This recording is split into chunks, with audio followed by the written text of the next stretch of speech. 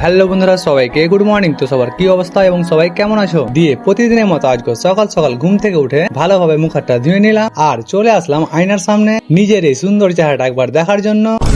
কি কি কি কি কি আরে বলুন কি? না মানে আয়নাটা তো দেখতে পাচ্ছ, মানে কত সুন্দর।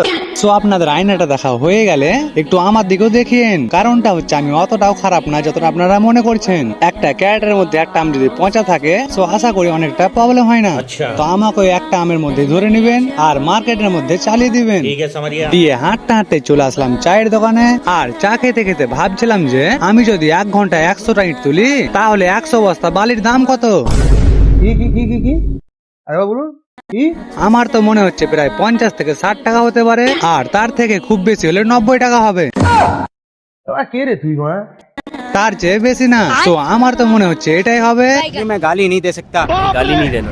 फैमिली फैमिली देखती है, वरना मैं ऐसे ऐसे गाली दूं, ऐसे ऐसे गाली दूं ना, जिंदगी भर याद रखें ये बड़े हुए। সো তোমাদের মনে কত টাকা হচ্ছে তো অবশ্যই একবার হিসাব করে জানিয়ে দিও। ও আমি তো ভুলে গিয়েছিলাম যে তোমরা আবার হিসাবও করতে জানো না। गजब बेइज्जती है। তো ছাড়ো, আর কষ্ট করতে হবে না, আমি যেটা বললাম সেটাই ঠিক। তো সবকিছু যখন ঠিক হয়ে গেল তো আর দেরি কিসে, দিয়ে আমি চটপট রেডি হয়ে হাঁটতে শুরু করলাম কাজে যাওয়ার জন্য।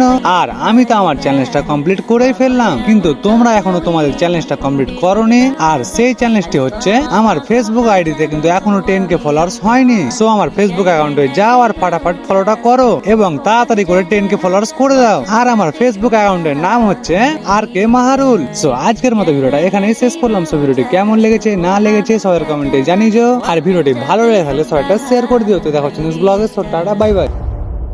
तू कौन मारागा?